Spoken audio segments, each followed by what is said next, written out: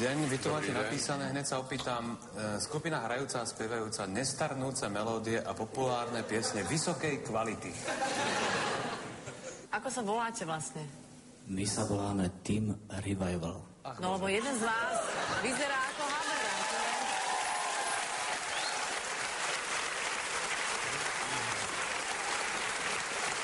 Ja vás všetkých zdravím, ďakujeme moc. Ja som počul, že máme revival už niekde z Ostravy. Vy ste odkiaľ? My sme z Ostravy.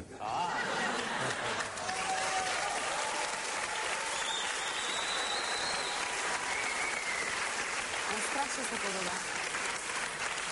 Takže ktorú pesničku si zopakujem? Mám na teba chuť a stále ťa chcem.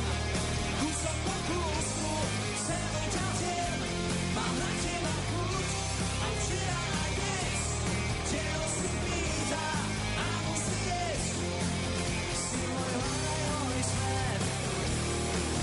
Chcem ťa teraz záhneť. Mám na teba chuť. Ďakujeme veľmi pekne.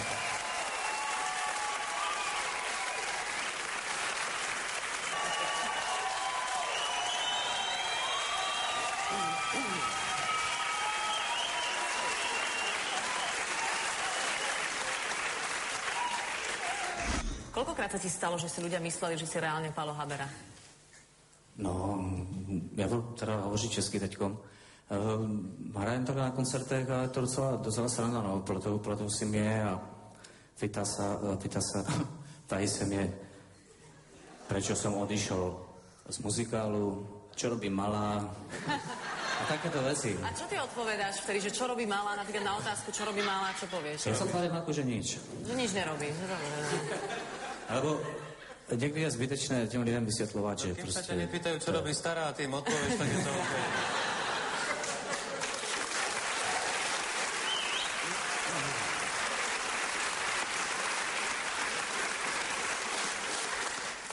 Tak vyjadrím sa prvý, miestami lepšie ako originál naživo. Ďakujem. To bol for. Najskôr sa však vráťme k vážnej konkurencii porodcu Haberu. Urobí Pali veľké gesto a pustí svoju kópiu do ďalšieho kola? Mám na teba chuť.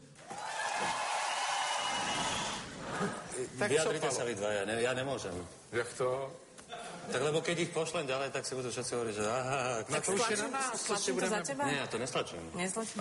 Ja to nestlačím, pretože to je to už je dobré. na nás, co si budeme povedať, ale tak ja si ale rozhodnete.